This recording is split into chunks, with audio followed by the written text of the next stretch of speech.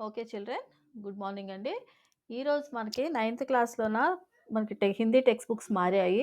So CBSE ప్యాటర్న్లో మనకి Hindi text books ఈసారి మనకి ఇంట్రడ్యూస్ చేశారు. లెసన్స్ చాలా బాగుంటాయి, కానీ కొంచెం డిఫికల్ట్గా జాగ్రత్తగా వింటే కనుక లెసన్స్ చాలా ఈజీగా ఉంటాయి. సో మన ఫస్ట్ లెసన్ ఏంటంటే దుఃఖ అధికార్. సో దీన్ని రాసిన వాళ్ళు ఎవరంటే యశ్పాల్జీ. సో ఇతని జీవన్ కాల్ 1903 से 1976. ఓకే.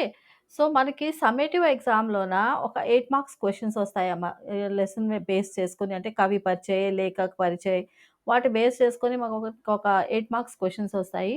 సో ఆ 8 మార్క్స్ క్వెషన్స్‌లో ఏంటి ఇస్తారంటే మనకి ఆళ్ళ తాలూకా జీవన్ కాల్, జన్మస్థల్, నెక్స్ట్ అతని తాలూకా రచనాయే. ఓకే. సో రచనాయే ఇవి కొద్దిగా మనం గుర్తుపెట్టుకోవాలి. Okay children. సో ఫస్ట్ మనం లెసన్‌లోకి వెళ్తే గనక దీన్ని రాసిన రచయిత పేరు यशपाल जी. సో यशपाल जी का जन्म फिरोजपुर छावनी में सन 1903 में हुआ. సో 1903 అన్నది కూడా మనం గుర్తుపెట్టుకోవాలి. ఎందుకంటే అంక్ ఇచ్చేటప్పుడు 1 మార్క్ బిట్ వచ్చేటప్పుడు వాడు నంబర్స్ ఇస్తాడు. దాన్ని మనం హిందీలో ఐడెంటిఫై చేయాలన్నమాట. సో 1903 అని మనం చెప్పుకుంటే గనక కొంచెం మనకి మైండ్‌లో గుర్తుంటది. సో 1903 में हुआ. इन्होंने आरंभिक शिक्षा स्थानीय स्कूल में और उच्च शिक्षा लाहौर में पाई. సో ఇతను స్టార్టింగ్ శిక్ష छावनीలో చదివారు. తర్వాత హైయర్ ఎడ్యుకేషన్ లాహోర్‌లో చదివారన్నమాట. సో विद्यार्थी काल से ही क्रांतिकारी गतिविधियों में जुट गए थे. अमर शहीद भगत सिंह के साथ मिलकर इन्होंने भारतीय स्वतंत्रता आंदोलन में भाग लिया. సో ఇతను పుట్టిన టైం ఏంటి 1903 కదా! ఆ టైంలో అందరూ కూడా మన ఇండియా మొత్తం కూడా ఫ్రీడమ్ ఫైట్‌లో పార్టిసిపేట్ చేసేవారు. సో ఇతను కూడా భగత్ సింగ్ వల్ల ఇన్‌స్పైర్ అయ్యి ఇతను కూడా ఫ్రీడమ్ ఫైట్‌లో పార్టిసిపేట్ చేశారు. నెక్స్ట్ ఇతని రచన ఏంటంటే, మనం ఇతన్ని ఉపన్యాసం చూసామంటే 'దేశద్రోహి', 'పార్టీ కామ్రేడ్', 'దాదా కామ్రేడ్', 'झूठा सच तथा मेरी तेरी उसकी बात'. సో ఇవి ఇతనివి ఉపన్యాస్. నెక్స్ట్ ఇతని కహానియా ఏంటంటే 'ज्ञानदान', 'तर्क का तूफान', 'पिंजड़े की उड़ान', 'फूलों का कुर्ता', 'ఉత్తరాధికారి'. సో ఇవి ఇతను రాసిన కహానియా. నెక్స్ట్ ఇతను ఒక ఆత్మకథ రాశారు. ఆ ఆత్మకథ ఏంటంటే 'సింహాలోకన్'. ఓకే. సో నేను చెప్పాను ఆల్రెడీ మీకు బిఫోర్ ఒక 8 మార్క్స్ క్వెషన్స్ వస్తాయని. సో ఇందులో మనం ఏం గుర్తుపెట్టుకోవాలి? ఇతని తాలూకా జన్మస్థల్, ఇతని తాలూకా జీవన్ కాల్, నెక్స్ట్ ఇతని తాలూకా రచనాయే. ఒకవేళ వీళ్ళకి ఏమైనా పురస్కార్ దొరుకుంటే గనక ఆ పురస్కార్ కూడా మనం గుర్తుపెట్టుకోవాలన్నమాట. సో ఇతనికి పురస్కార్ దేనికొచ్చిందమ్మా? 'Theri Mary ఉస్కీ bath' per Yashpal కో సాహిత్య అకాడమీ పురస్కార్. సో ఇతనికి సాహిత్య అకాడమీ పురస్కార్ కూడా దొరికింది. ఓకే. నెక్స్ట్ మనం ఇతను అసలు ఏం చెప్పాలనుకున్నాడు మనం బ్రీఫ్‌లోకి వెళ్తే గనక, प्रस्तुत कहानी में देश में फैले अंधविश्वासों और उच्च नीच के भेदभाव का बेनकाब करते हुए यह कहानी बताई गई है कि दुःख का अनुभूति सभी को समान रूप से होती है. అంటే దుఃఖ అనుభూతి సభీకో సమాన్ రూప్ సే హోతీ అంటే ఒకవేళ వాళ్ళు పూర్ అయినా, రిచ్ అయినా కూడా బాధపడేది అందరికీ కామన్, ఈక్వల్ కదా! సో ఇంకా అయినా కూడా ఆ టాపిక్ తీసుకొని అతను మనకి లెసన్ ఏం చెప్పాలనుకున్నాడన్నది మనం లెసన్‌లోకెళ్తే గనుక మనకు అర్థమవుద్దనమాట. సో లెసన్ పేరేంటమ్మా? దుఃఖ అధికార్. సో మనుషుం కో పోషాక్ ఉన్हें విభిన్న శ్రేణిयों में बाँट देती है. అంటే మనుషులు వేసుకునే పోషాక్ అంటే డ్రెస్సింగ్ స్టైల్. ఆ డ్రెస్సింగ్ స్టైల్ బట్టి మనిషిని వివిధ కేటగరీస్‌లో డివైడ్ అవుతారన్నమాట. అంటే ఓకే. వీళ్ళు రిచ్‌గా డ్రెస్ ఏసుకున్నారంటే వీళ్ళకి మనం రెస్పెక్ట్ ఇవ్వాలి. చాలా నార్మల్ సీదా సాదా బట్టలేసుకున్నారనుకుంటే వీళ్ళకి మనం రెస్పెక్ట్ ఇవ్వక్కర్లేదని ఒక సొసైటీ మనల్ని డిసైడ్ చేసేస్తది. అది అతను చెప్పాలనుకున్నాడు. प्राय पोशाक ही समाज में मनुष्यों को अधिकार और उसकी दर्जा నిశ్చిత్ करती है. అంటే అధికార और దర్జా అంటే వాళ్ళకిచ్చే రెస్పెక్ట్, వాళ్ళకిచ్చే వాళ్ళకి మనం ఎలా చూస్తామో అన్నది మనకి మన డ్రెస్సే మనకి నిశ్చయిస్తది. वह हमारे लिए अनेक बंद दरवाजे खोल देती है, परंतु कभी ऐसा भी परिस्थिति आ जाती है कि हम जरा सोचे नीचे झुककर समाज की निचली श्रेणियों की अनुभूति को समझना चाहते हैं. उस समय यह पोशाकी बंधक और अड़चन बन जाती है. అంటే ఒక్కొక్కసారి మనం వేసుకున్న డ్రెస్సే మనకి పేదవాళ్ళ తాలూకా పరిస్థితుల్ని కనుక్కోవడానికి, వాళ్ళకి సానుభూతి చూపించడానికి కూడా ఒక ఆటంకం. అడ్చన్ అంటే ఒక ఆటంకం, ఒక ఆబ్‌స్టికల్ అలా తయారవుతుంది. जैसे वायु की लहरें कटी हुई पतंग को सहसा भूमि पर नहीं गिर जाने देती, उसी तरह खास परिस्थितियों में हमारी पोशाक हमें झुक सकने से रोक सकती है. ఓకే. సో లెసన్‌లోకెళ్తే లెసన్‌లో ఏం చెప్తున్నాడు మనకి అతను? बाजार में फुटपाथ पर कुछ खरबूजे डलिया में और कुछ जमीन पर बिक्री के लिए రకే జానే పడతే హై. సో, బాజార్‌లోన మనకి చెప్పే పిక్చర్‌లో ఏంటంటే చూడండి ఇక్కడ ఒక మిడిల్ ఏజ్ ఆవిడ. ఆవిడేం చేస్తున్నారు, ఈ బుట్టలో కొన్ని ఖర్బూజే పట్టుకొని ఖర్బూజే అంటే మస్క్ మెలన్స్ పట్టుకొని కొన్ని బుట్టలో పెట్టుకొని కొన్ని ఇలాగా కిందన పరుచుకొని ఆవిడ సేల్ చేయడానికి కూర్చున్నారు. खरबूजों के समीप एक अधेड़ उम्र की औरत अधेड़ उम्र అంటే ఒక మిడిల్ ఏజ్ लेडी అనమాట. खरबूजे बिक्री के लिए थे परंतु उन्हें खरीदने के लिए कोई कैसे आगे बढ़ता. చూసారా అతను ఏమడుగుతున్నాడు, ఆల్రెడీ అమ్మడానికైతే ఖర్బూజా పెట్టిందావిడ. కానీ దాన్ని కొనడానికి ఎవరు ముందుకొస్తారు అని ఒక క్వెషన్ మార్క్ ఏసాడు అతను మనకి. ఆ క్వెషన్ మార్క్ ఏంటి? ఎందుకు అతను అలా అడిగాడు అంటే చూడండి. खरबूजों को बेचने वाली तो कपड़े से मुँह छिपाए सिर को घुटने पर रखे फफक फफक कर रो रही थी. సో, ఆవిడెలా కూర్చున్నారు చూడండి. ఆవిడని చూస్తే మీకు అబ్జర్వ్ అవుతది. ఆవిడ సేల్ చేయడానికైతే ఆల్రెడీ కూర్చున్నారు. కానీ ఆవిడ ఏడుస్తూ కూర్చున్నారు. సో, అలా ఏడ్చే వాళ్ళ దగ్గర కొనడానికి ఎవరు రెడీగా ఉంటారు అన్నది లేఖకి ఒక డౌట్.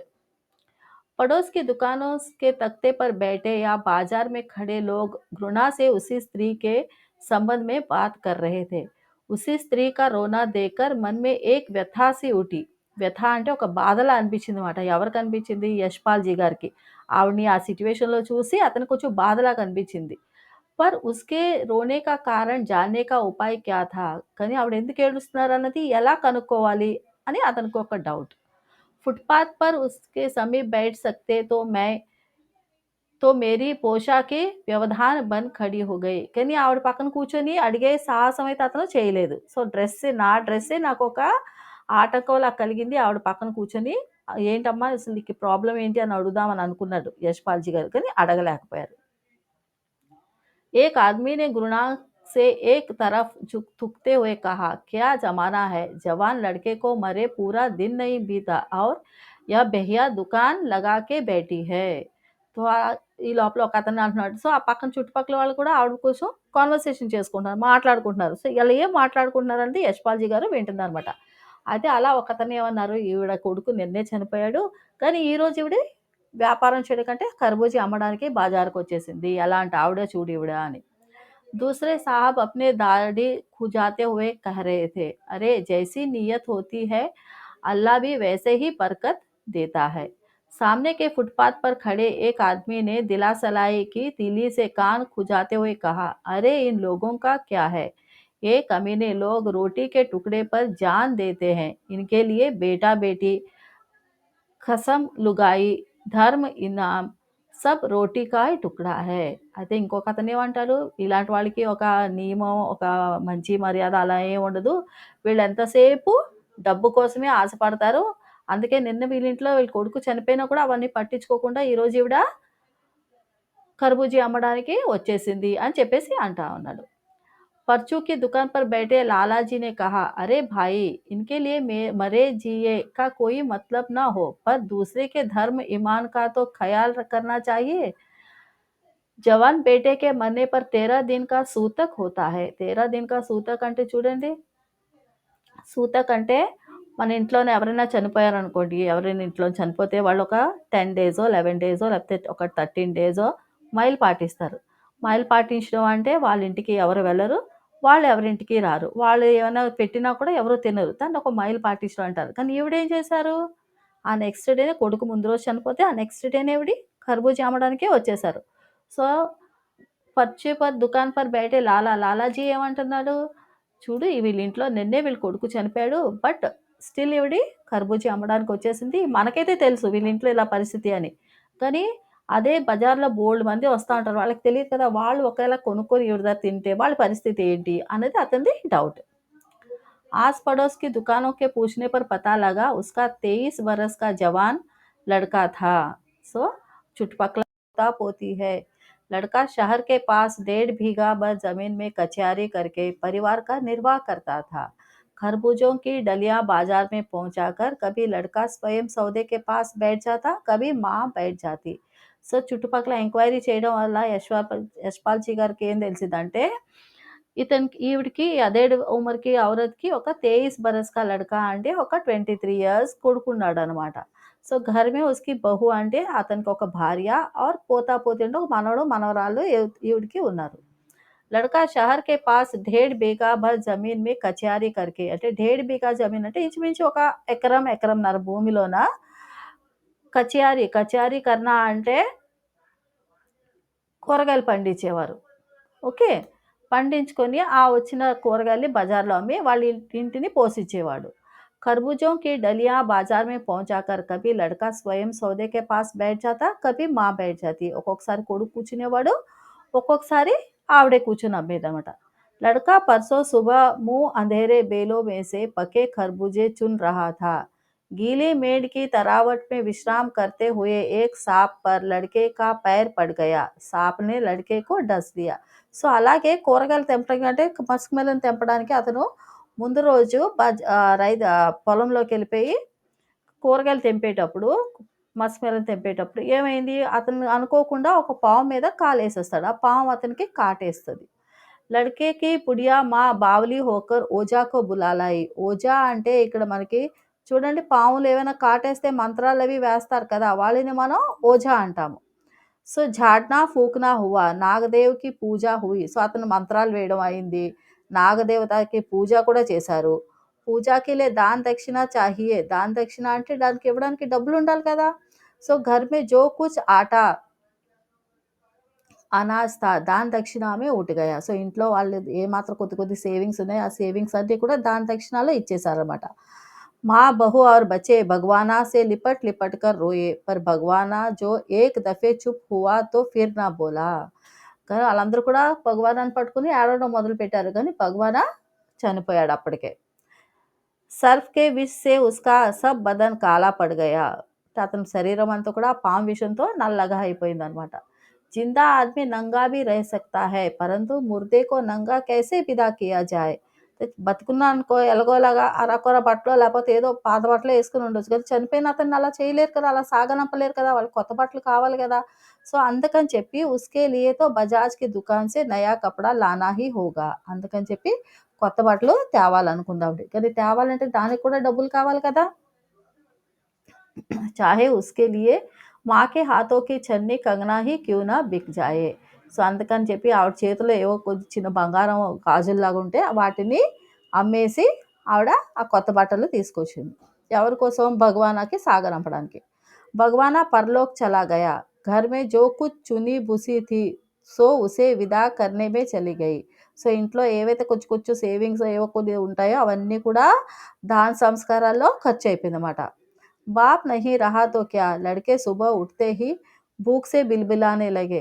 తండ్రి చనిపోయాడు. కానీ పిల్లలకి అవన్నీ ఏం తెలుస్తది? నెక్స్ట్ డే వాళ్ళందరూ కూడా ఆకలితో ఏడవడం మొదలుపెట్టారు. దాదీ నే ఉన్హే ఖానే కే లియే కుచ్ ఖర్బూజే దే దియే. సో, వాళ్ళకి తినడానికి ఆల్రెడీ వాళ్ళ ఇంట్లో ఖర్బూజా ఉన్నాయి కాబట్టి ఖర్బూజా ఇచ్చేసిందనమాట. లేకిన్ అంటే గాని బహుకో క్యా దేతి. కానీ కోడలికి ఏమి ఇస్తది ఆవిడ? ఎందుకంటే కోడలి పరిస్థితి చూడండి. బహు కా బదన్ బుఖార్ సే తవే కి తరహ తప్ రహా థా. కోడలికి పాపం ఫీవర్ వచ్చేసిందన్నమాట. ఈ పరిస్థితులన్నీ తలుచుకుని ఆవిడకి ఫీవర్ వచ్చింది. ఎందుకంటే హస్బెండ్ చనిపోయాడు. अब बेटे के बिना बुढ़िया को दुवन्नी चवन्नी भी कौन उधार देता. సో, అందుకని చెప్పి మళ్ళీ ఆవిడ ముసలావిడకి పాపం ఎవరు అప్పిస్తారు? ఎందుకంటే ఇంట్లో కొడుకు లేడు. కొడుకు చనిపోయాడు ఆల్రెడీ. ఇంకా అప్పు తీర్చేవాళ్ళు ఎవరుంటారు?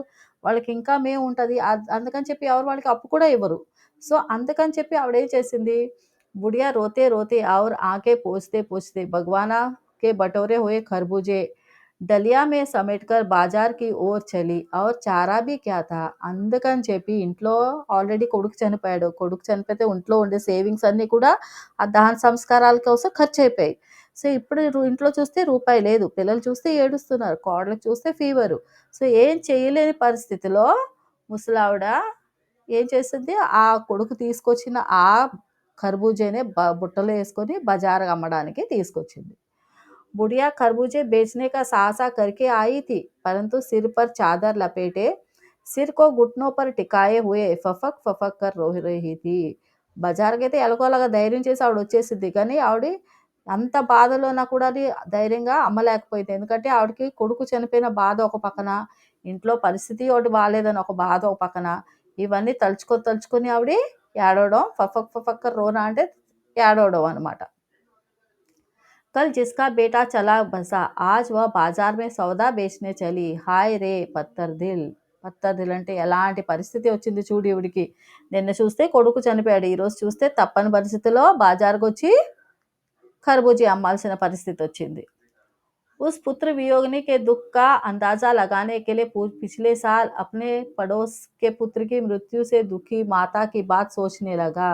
సో, ఆవిడ పరిస్థితిని తలుచుకొని అంటే కంపేర్ చేయడానికి అప్పుడు యశ్పాల్‌జీ గారికి ఎవరు గుర్తుకొచ్చారు? లాస్ట్ ఇయర్ వాళ్ళ ఇంటి దగ్గర కూడా అలాగే ఒక తల్లి కొడుకు చనిపోయిన బాధలో ఆవిడ కూడా చాలా బాధపడిందనమాట.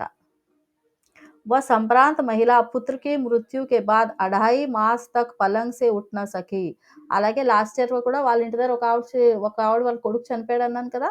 ఆవిడ కూడా 2½ మంత్స్ కొడుకు బాధలోన మంచం దిగలేకపోయిందన్నమాట. మంచం పట్టేసిందావిడ. उन्हें 15-15 मिनट बाद పుత్ర వియోగ్ సే మూర్ఛ ఆ జాతీ థీ. 15 నిమిషాలకు ఒకసారి మూర్ఛ వచ్చేసేది. మూర్ఛ రావడం అంటే అన్‌కాన్షియస్ అయిపోయేదన్నమాట. మూర్ఛ రావడం అంటే అన్‌కాన్షియస్ అయిపోయేదన్నమాట. और मूर्छा से आने की अवस्था में ఆంఖో సే ఆంసూ నా రుక్ सकते थे. ఎప్పుడైతే కాన్షియస్‌లోకి వచ్చేదో అలాగే ఏడుస్తూనే ఉండేదన్నమాట ఆవిడ. 2-2 డాక్టర్ హర్‌దమ్ సిరహానే బయటే రహతే थे. ఇద్దరేసి డాక్టర్లు ఆవిడ కోసం ఎప్పుడు రెడీగా ఉండేవారన్నమాట. ఎప్పుడు ఆవిడ అన్‌కాన్షియస్ అయిపోతారో, ఎలాంటి సిట్యుయేషన్ ఏటవుతదా అని చెప్పేసి ట్రీట్మెంట్ ఇవ్వడానికి ఇద్దరేసి డాక్టర్లున్నారు. ఇద్దరేసి డాక్టర్లున్నారంటే అర్థం అక్కడేంటి ఆవిడ కొంచెం డబ్బున్నావిడ. हरदम सिर पर बर्फ रखी जाती थी. शहर भर के लोगों के मन उस पुत्र शोक से द्रवित हो उठते थे. ఆవిడని చూసి ఆ చుట్టుపక్కల ఉండే వాళ్ళందరూ కూడా అయ్యో! ఎలాంటి పరిస్థితొచ్చింది ఈవిడికి అబ్బా! అని చెప్పేసని బాధపడడం మొదలుపెట్టారు ఆవిడతో పాటు. కానీ సేమ్ అలాంటి సిట్యుయేషనే ఇప్పుడు ఈ పూర్ లేడీకి కూడా వచ్చింది కదా! కానీ అందరూ ఆవిడతో పాటు అయ్యో! ఈవిడికి ఇలాంటి పరిస్థితి వచ్చింది కదా! అని బాధపడడం మానేసి తిరగా ఆవిడని నిందించడం మొదలుపెట్టారు. जब मन को सूझना रास्ता नहीं मिलता तो బేచైనీ సే కదం తేజ్ హో జాతే హై. సో అతనేమంటున్నాడు, మనసుకి ఎలాంటి ఉపాయం మనకి తట్టలేనప్పుడు మనసంతా బరువెక్కిపోతుంది. ఉసి హాలత్ మే నాక్ ऊपर उठाए राह चलातों से ठोक शोक करने गम मनाने के लिए भी सहूलियत चाहिए और दुखी होने का भी एक अधिकार होता है. షోక్ కర్నే అంటే బాధపడడానికి, గమ్ మనానే కే లియే అంటే బాధని అంటే ఎవరి ఇంట్లో ఏమైనా బాధ కలిగిందనుకోండి, దాన్ని అనుభవించడానికి సహూలియత్ చాహియే అంటే దానికి కూడా ఒక కన్వీనియన్స్ కావాలి అని చెప్పేసి చెప్తున్నాడతను. और दुखी होने का भी एक अधिकार होता है. दुखी होने का అంటే బాధపడడానికి కూడా ఒక అధికారం ఉండాలి. చూడండి ఆ అధేड़ उम्र की औरत का ఆ అధికారం కూడా లేకుండా అయిపోయింది. ఎందుకంటే వాళ్ళ ఇంటి పరిస్థితిని బట్టి ఆ అధికారం కూడా లేదు అన్నది యశ్పాల్‌జీ గారు మనకి ఈ లెసన్ ద్వారా చెప్పాలనుకున్నారనమాట.